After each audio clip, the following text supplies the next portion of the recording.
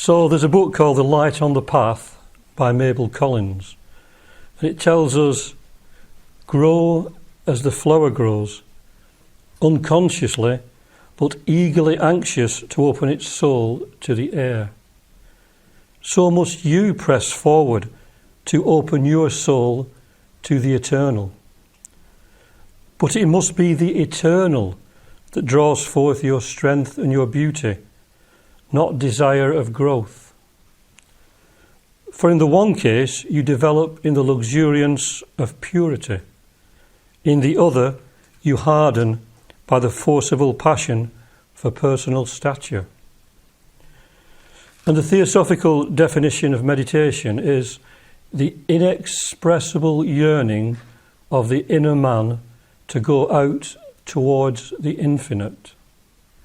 The inexpressible yearning of the inner man to go out towards the infinite, which was first used in an article called The Elixir of Life by Godolphin Mitford in the Theosophist for March and April 1882, but has been used a few times since by other Theosophical authors.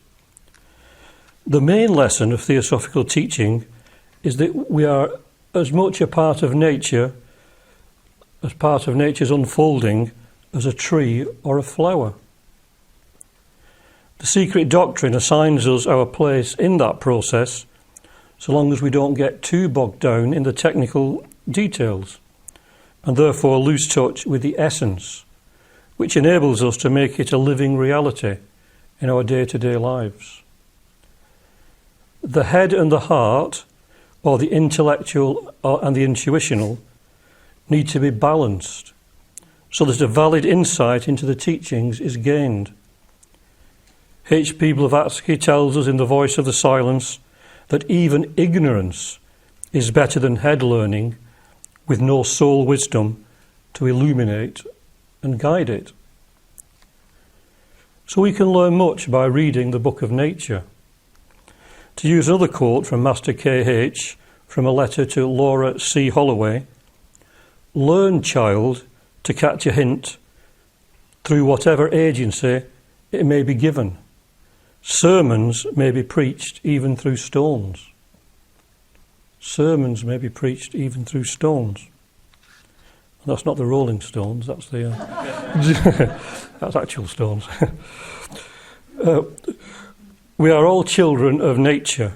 Everything from a mosquito to a universe goes through the same processes of birth, maturity, old age, death, and then rebirth.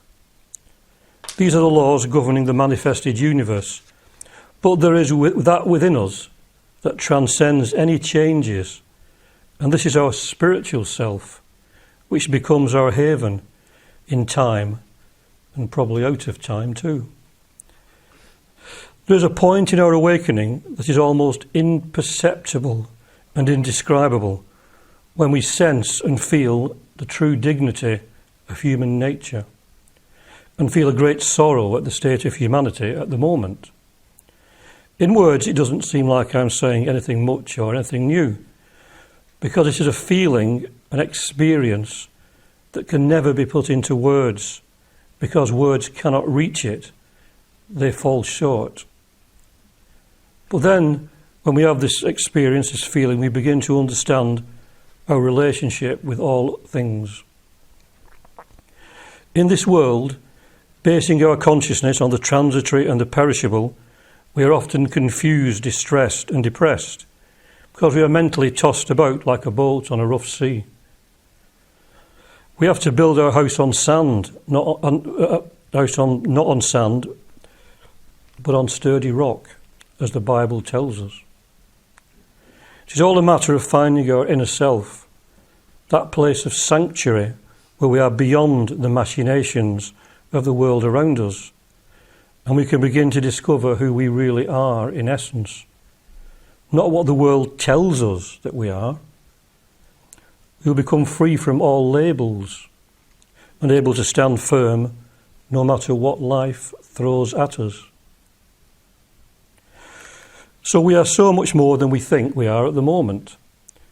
we have gained something very precious on our journey, and that is self-awareness. The ability to take our progress in hand and proceed by self-induced and self-devised efforts, as the secret doctrine tells us. And we are able to contemplate the world on a higher level and to realise that we are multidimensional beings, according to the teachings of all the great spiritual teachers throughout the world, throughout the ages. And we should strive towards that understanding, each to the limits of his or her ability. Now, most of us here like to get away from the mephitic city and out into the clear, pure air of the countryside. Here is a balm for the troubled soul, as all the sights, sounds and smells that are natural are also very harmonious. Even the wind in the trees is soothing. Thunder and lightning has its appeal, and the rain falling through the leaves is melodic, as long as we have our umbrella, of course. It is easy then to find that we fit perfectly into a natural environment, whereas in the cities and towns we might often feel ill at ease.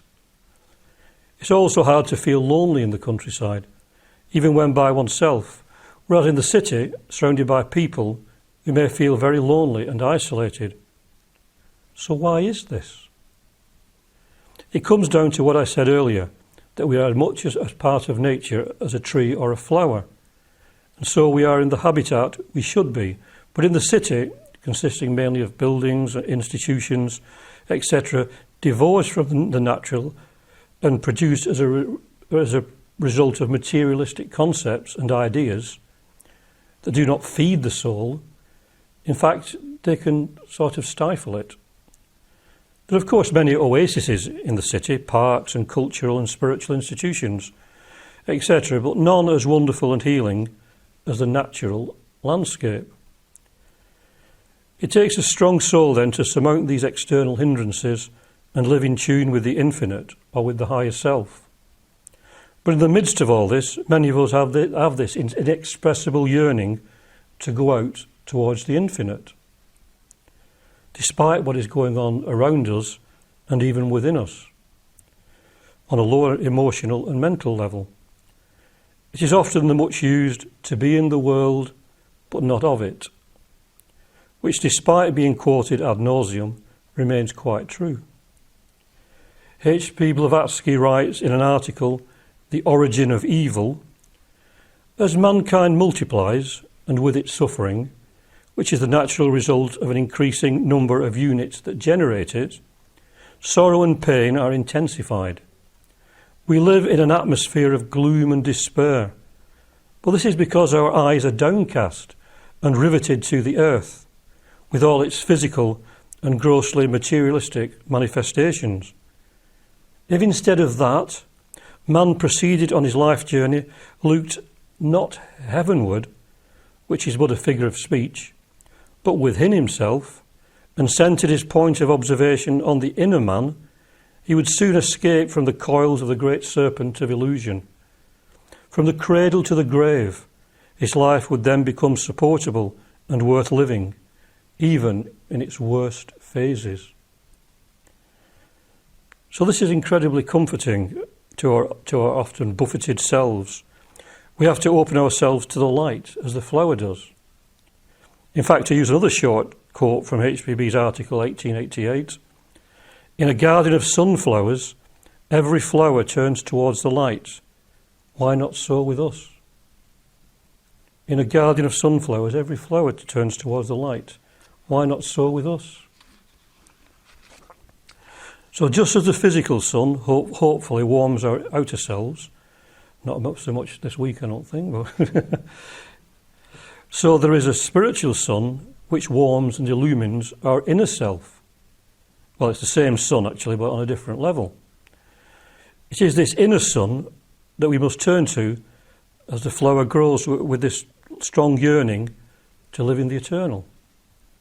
Desire is a difficult word, as we are told to transcend all desires on the path.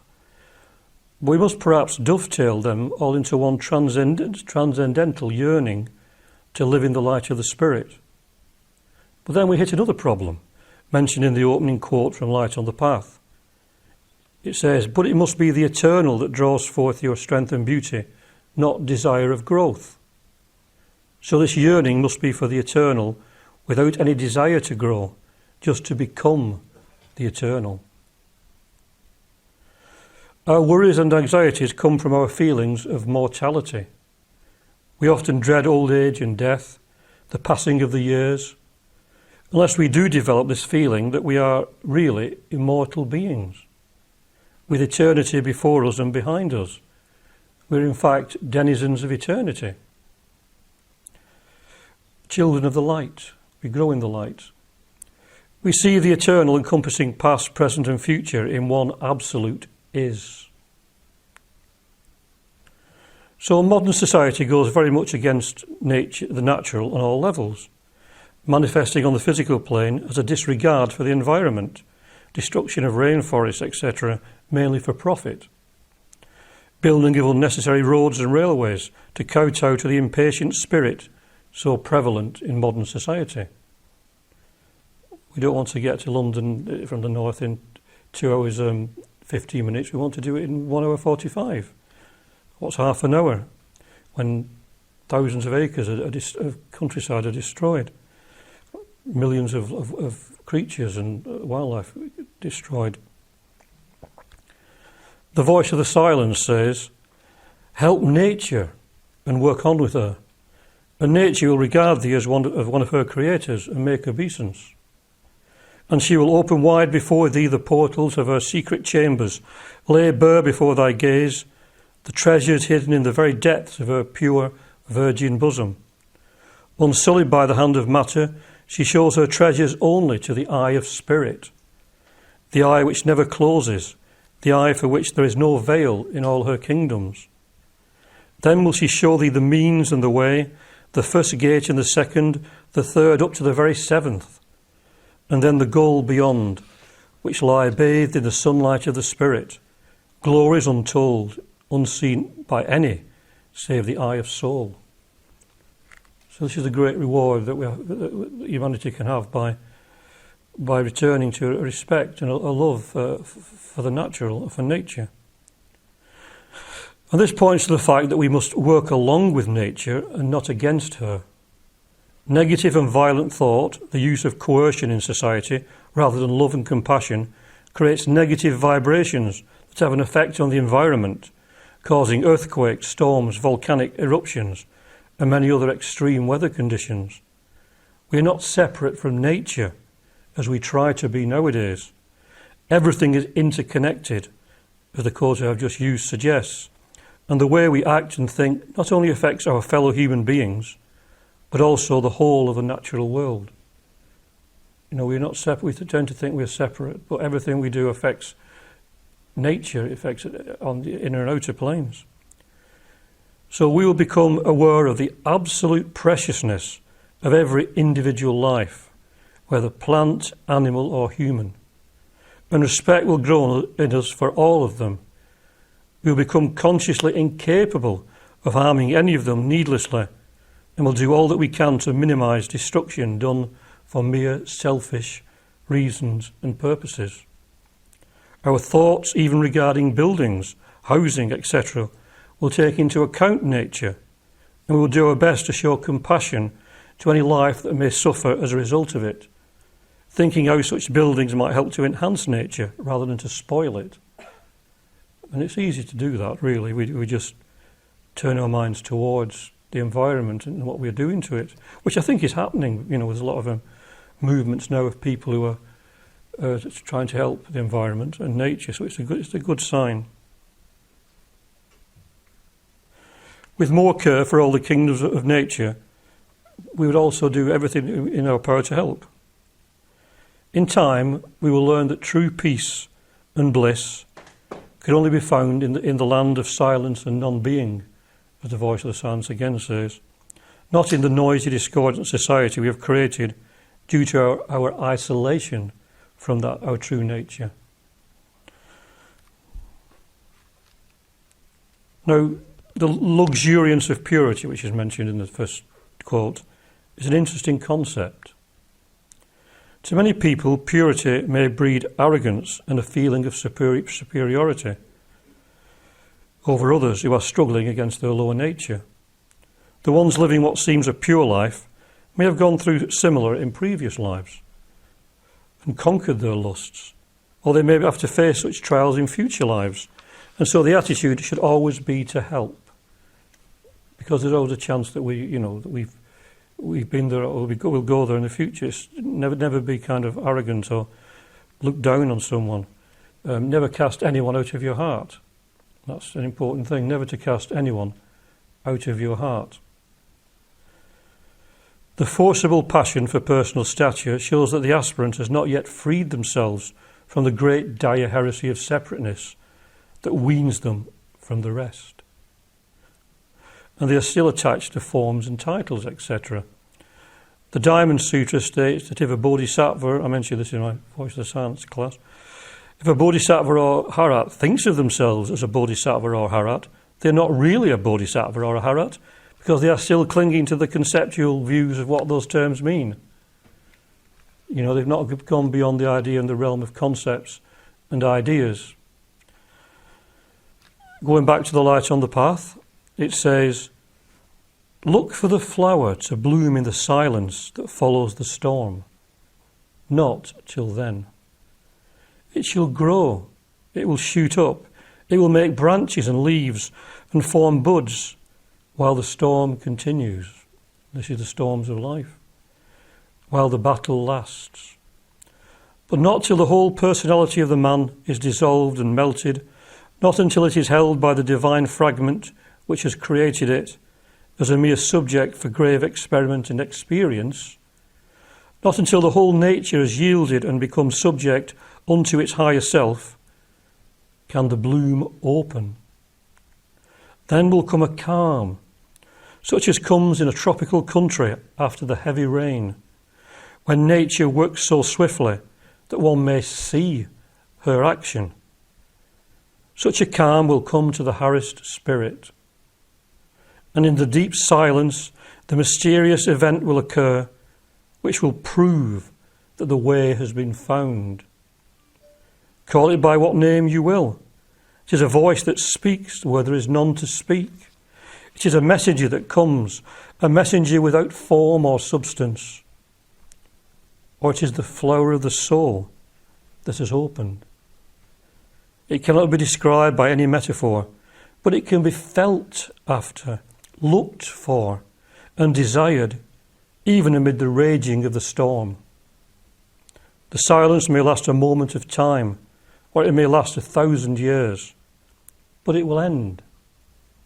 Yet you will carry its strength with you. Again and again the battle must be fought and won. It is only for an interval that nature can be still. So they're very beautiful words, very, very lovely words. So the awakening in us of this awareness that we are truly spiritual beings brings about incredible changes to our lives.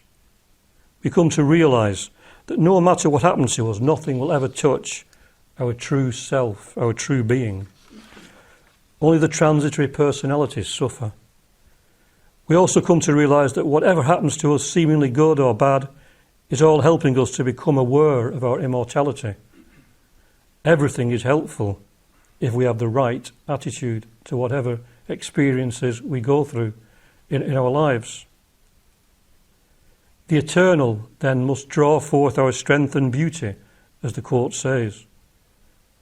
The consciousness of eternality certainly completely alters our view of the world by a kind of divine alchemy, the alchemy of the heart. Our whole being becomes consecrated to a more enlightened experience of what is around us and within us. Strength comes from knowing at last that we are not weak, miserable sinners, as the Christian Church has tried to make us believe for centuries, and that we do not need intermediaries to save us, not even Jesus. But that we are denizens of, as I earlier said, denizens of eternity, children of the light. HVB writes in the Key to Theosophy, "From strength to strength, from the beauty and perfection of one plane to the greater beauty and perfection of another, with accessions of new glory, of fresh knowledge and power in each cycle. Such is the destiny of every ego, which thus becomes its own saviour in each world and incarnation. Becomes its own saviour in each world and incarnation. So like the flower finding its way from the dark earth out into the sunlight and growing into that light until it finally blossoms, so we blossom in beauty in the light of the higher self. We come to an awareness of who and what we truly are, not what the material-oriented world has made us believe we are, with all its limitations and divisions and misunderstandings and misrepresentations of what it is to be truly human. The Buddhists talk of the true man and the true woman. That is what we become when we realise this humanity. And the Taoists also use the prefix real human in front of someone's name who has had this awakening, because then we tend to think that we're human, but most people live on a very animalistic level. They think about procreation and finding a nest, making a home, food, clothing. All these things are essential, of course, but we need to add another dimension to it to realise we're true. I tend to think in the Hindu spiritual books, when it says it's very precious to have a human birth, it doesn't mean just to be born in a body. It means to become truly human, to flower into true humanity. Now, there's a work called The Secret of the Golden Flower. It's a work that combines Taoist and Buddhist teaching and reveals a common essence. In the Thomas Cleary translation, it states in his introduction, "The golden flower symbolises the quintessence of the paths of Buddhism and Taoism. Gold stands for the light of the mind itself. The flower represents the blossoming or opening up of the light of the mind. Thus, the expression is emblematic of the basic awakening of the real self and its hidden potential." Now, the book talks mainly about turning the mind around from an involvement with the things of the world to a more spiritual orientation. In Theosophy, we talk about the mind becoming Manasa Taijasa, or it means the illumined mind, lit up by Buddhi, or our intuitional nature. Incidentally, Cleary was very critical of the Richard Wilhelm and Carl Jung translation. He says it contains many errors and mistranslations. So to recap on some of the things I've said, the important thing then is to come to this realisation that knowledge of the higher self is the one thing in life that really matters, that's really worth knowing. And nothing in this world even slightly compares with an awakening to finding to the self within. We'll come to realise that everything in our personal life is transitory and cannot give permanent happiness. So although we can still live in the world and join in with many of the pleasures, we're in the happy position of not relying on them. So that when they do fail us, we can fall back on something that is permanent and will never let us down, never desert us.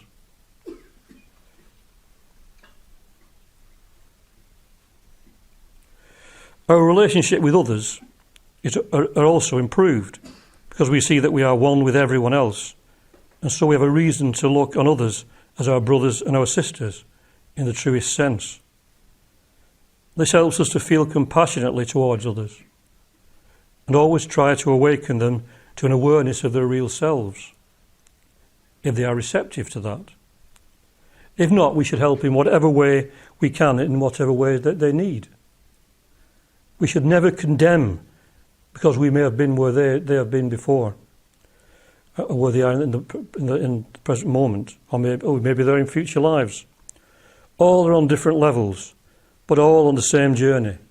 They are our fellow pilgrims. We're all pilgrims on this spiritual path towards the heart of the universe, to our true spiritual selves. And so we should always help our fellow pilgrims.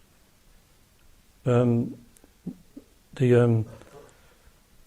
always mention, I mention it every talk, and I've not put it here, but the Bodhisattva never despise, who was in the Lotus Sutra. he lived in a time when Buddhism was degenerating, and the monks and nuns were living degenerate lives.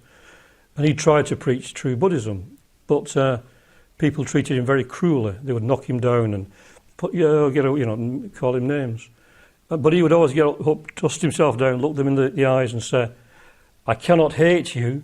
You will all be Buddhas someday." So he saw the divinity within them, and HPB did the same. She even though the way she was treated, she always had this love for people because she saw the true self. And the Bodhisattva never despised. It's always been a great inspiration for me. I love the Lotus Sutra as a scripture, and I think that I read that probably about 25 years ago, and ever since then I've probably used it in 90% of my talks, even though I don't write it in usually. I don't write it, it just comes to me. I think, the Bodhisattva never despised, my hero. And the one that's given me a blueprint for thinking and acting. So where do we start on this journey? Well, we start right here, in the present moment, because that is all we ever have. We start right here. The past is a series of images that we hold on to, and the future just a series of expectations, or maybe fears. So it is valuable to make a vow to dedicate ourselves to the highest that we can conceive of within us, which will be different for everyone in this room. Let us consciously strive to refuse to be misled by the allurements of the material world. The way is to be able to think for ourselves and act spontaneously under the guidance of the Supreme Self, and to live in the light of true freedom, to recover innocence and love, which are at the heart of our being, and are expressions in this world of our true selves. So instead, we start from right here now, in this beautiful moment, which is forever. There will never be another moment but this, never be another time when we'll live, love, laugh and weep, share thoughts and dream dreams, in this moment now. So let's take time by the forelock, as a Theosophical master once said, and begin to work upon ourselves. So as I mentioned earlier, we need to make the higher self our friend. I remember Muriel Daw, she had a name for her higher self. I can't remember what it was. It was something like Sam, I think, or something. It's a rather strange idea, but I don't know what my higher self is. Melissa, I think that's a nice name, isn't it? For various reasons. Right. Not to think of it as something high and mighty and distant from us. The Orthodox Christian and Muslim idea of God has made us see things this way, even if we are consciously aware of it at times. The higher self is us, we are it. There's a mantra in the Indian tradition which says, Aham Brahmasmi, which means I am Brahman. Brahman is the real self. It is not some weird Eastern mantra, but an affirmation of who and what we really are. And also, as I often quote in my talks, because it has so much meaning to me, is Plato's statement that all true learning is merely recollection. All true learning is merely recollection. We're just remembering, awakening to things that we already know. It is anamnesis, which is soul memory. Sounds a bit like amnesia, but it's the opposite of amnesia. Anamnesis, soul memory. The indoctrination of society is slowly wearing away, so that we do not see in a glass darkly anymore, but begin to awaken from our dream. We are like the sleeping beauty that needs a kiss of pure spirit to awaken us. We need the holy kiss. See, the sleeping beauty was symbolic. You see, the prince was like the mind that fought its way through all these things, and the princess was the soul that was sleeping. But when the two merged and it became Manasa Tajasi, she kisses the princess and she awakens, and the two are married. So the mind and the soul become one, and that is what the sleeping beauty.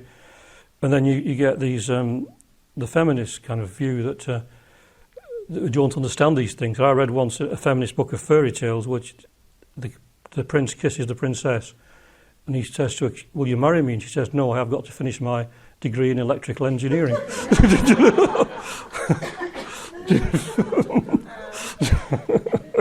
Yeah. So they don't understand the deeper feelings of it.